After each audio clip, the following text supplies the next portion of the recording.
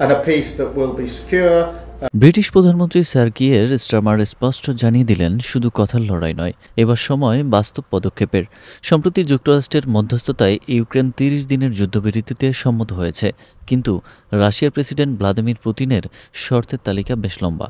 যুদ্ধবিরতি আলোচনায় যোগ দিয়ে ইউক্রেন প্রেসিডেন্ট ভ্লাদিমির জেলেনস্কি কড়া হুঁশিয়ারি দিয়ে বললেন, শুধু আলোচনাই হবে না, রাশিয়ার উপর চাপ বাড়াতেই হবে। শান্তির পথে একমাত্র বাধা পুতিন। যুদ্ধবিরতি হতে হলে শর্তহীনভাবেই হতে হবে।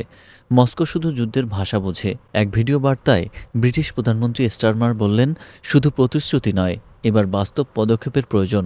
রাশিয়ার দোদুল্যমান মনোভাবই যুদ্ধবিরতির পথে প্রধান বাধা। তিনি জানান, এই সপ্তাহে লন্ডনে সামরিক বিশেষজ্ঞদের বৈঠক হতে চলেছে। লক্ষ্য একটাই, শান্তিরক্ষায় শক্তিশালী পরিকল্পনা তৈরি করতে হবে। পুতিন মুখে যুদ্ধবিরতি সমর্থন করলেও একাধিক শর্ত রেখে দিয়েছেন। তিনি প্রশ্ন তুলেছেন, যুদ্ধবিরতির সময় ইউক্রেন কি পুনরায় অস্ত্র সংগ্রহ করতে পারবে? কোনো আন্তর্জাতিক বাহিনী কি যুদ্ধবিরতি পর্যবেক্ষণ করবে? স্টারমার স্পষ্ট বলেছেন, আমরা ইউক্রেনের সামরিক শক্তি বাড়াবো, প্রয়োজনে শান্তিরক্ষী বাহিনীও মোতায়েন করা হবে। জাপানসহ আরও কয়েকটি দেশ কোয়ালিশন অব দ্য উইলিং নামে একটি সামরিক জোট গঠনের পক্ষ নিয়েছে।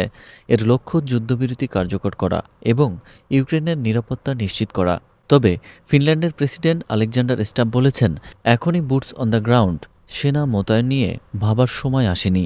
তিনি জানান, আগে যুদ্ধবিরতি হোক, তারপরই নিরাপত্তা পরিকল্পনা বাস্তবায়নের কথা ভাবা যাবে। ২০২২ সালের ফেব্রুয়ারিতে রাশিয়া ইউক্রেনে হামলা চালানোর পর থেকে লাখো মানুষ নিহত হয়েছেন।